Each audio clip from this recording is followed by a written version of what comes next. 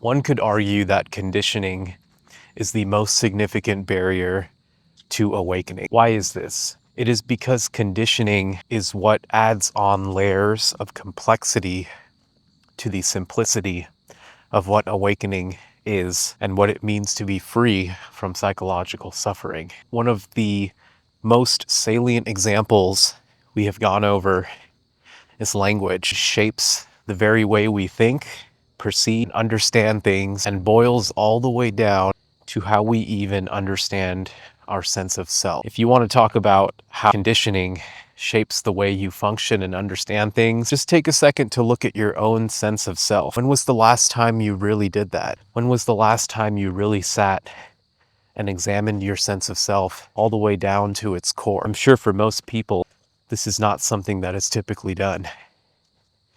If anything, that sense of self operates with such a level of automaticity that you don't really notice it. And this is perhaps the scariest part of conditioning. It's that we barely even notice, or perhaps do not even notice at all, what it is that is shaping our perception and understanding of things.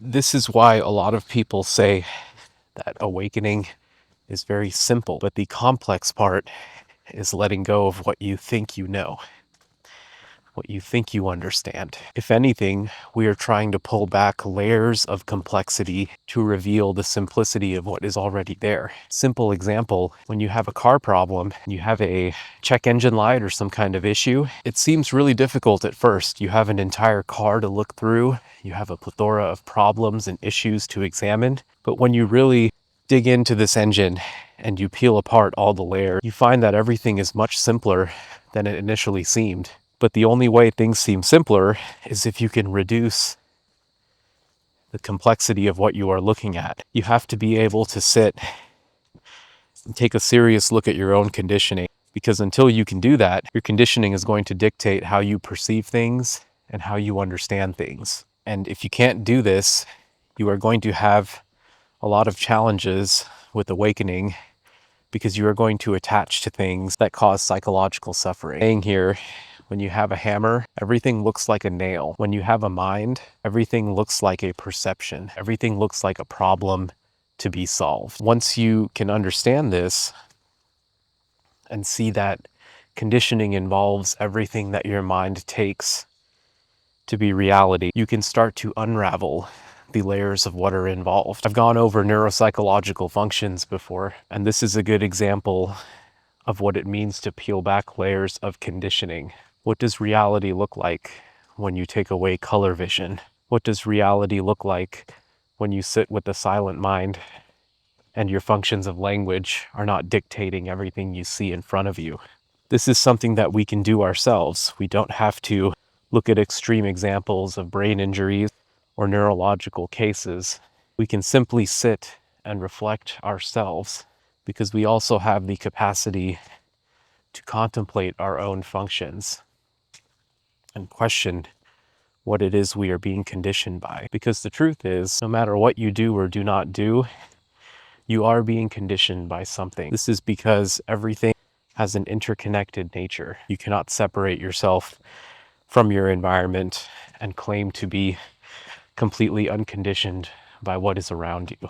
This is where the point of acceptance comes into play. Once you can accept this fact and you can see how it is that everything around conditions you, when you truly have that humility and you let go of this notion that you can control everything with your thoughts and problem-solving capability, that type of humility is what opens you up to a deeper examination of yourself.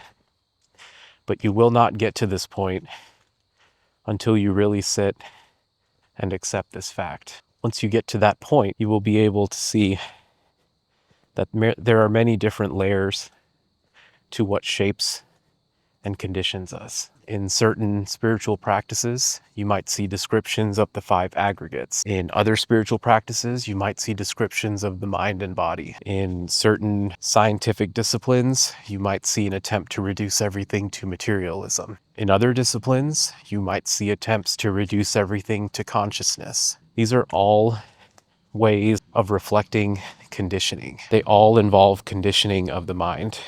If you see everything through the lens of consciousness, consciousness is your hammer, and everything you perceive through the belief that consciousness is fundamental becomes the nail.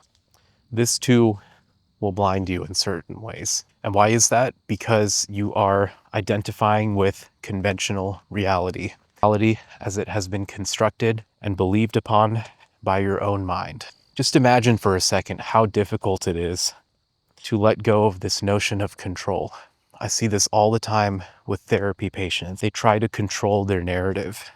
They try to control their life, and they try to control their mental health outcome. When they do this, they become trapped in a vicious cycle that leads to more and more psychological suffering. And the reason why is because this agenda of control is also a form of delusion, which is a pretty strong word to use here, but it can be argued. It is a pretty strong form of delusion that is based in the mind. Imagine hearing a trauma patient telling you about how their life has been entirely dictated by this trauma that happened to them 30 years ago. Nothing in their life is separate from this trauma. They are unable to see anything outside the lens of this trauma. And because of this, their entire life narrative is constructed around perhaps the most undesirable experience in their life. Imagine how painful that is and how conditioned they are through this erroneous belief that who they are is determined by what they have been through and what someone else or something else has done to them.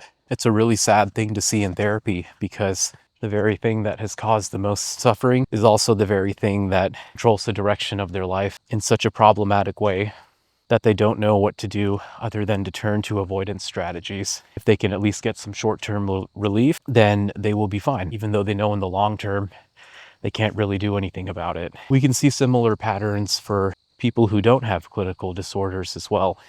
What kinds of strategies do you take to deal with psychological pain and psychological suffering? Do you fall back to conditioning, predisposed beliefs, predisposed agendas to navigate such difficulties? It's really important to take a step back and question your own conditioning for how you handle things. Because until you can do this, you are going to be stuck in belief based on what your mind tells you is right. I can tell you from my own experience and from everything I have researched, any attachment to conditioning of the mind is eventually going to lead to psychological suffering when attached to. What I'm trying to explain sounds so counterintuitive that it's worth going into here for just at least a few minutes, because when I say uncondition your mind, you might sit there and think, how do you uncondition your mind when your mind is all you have, right? That sounds impossible. Well, it is true that all we have is our mind and our psychological functions to contemplate. However, we don't have to attach to these psychological functions. That is the key distinction. Once you see this, once you see that all of your psychological functions are small slivers of subjective perception, and you are able to tease apart these psychological functions and see them for what they really are, which is just successive approximations of the objective reality around you based on conditioning, reinforcement, behavioral principles, psychological principles. Once you see that, you can start to release attachment from these things.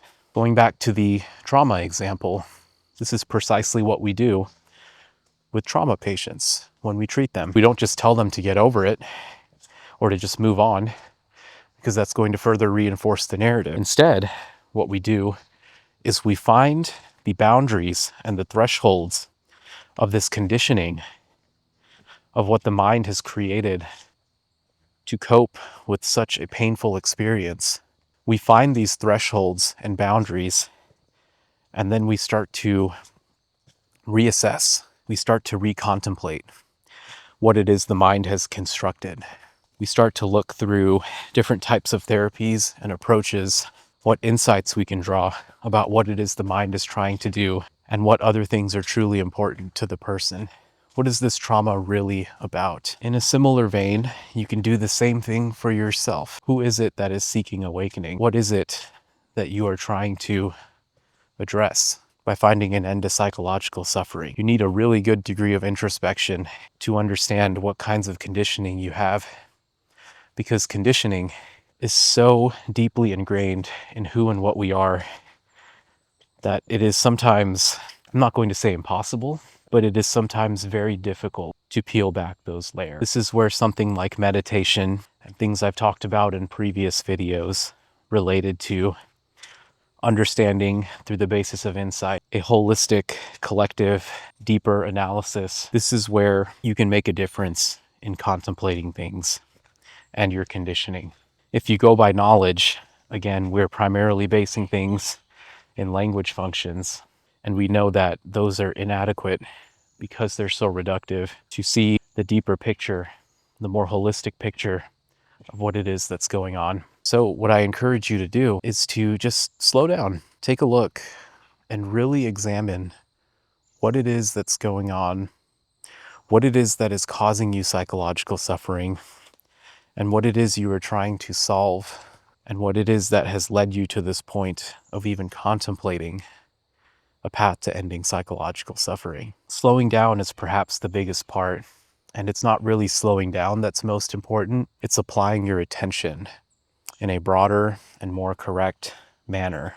Typically, our attention is too narrow, too dimly focused to really see the depth of what is going on.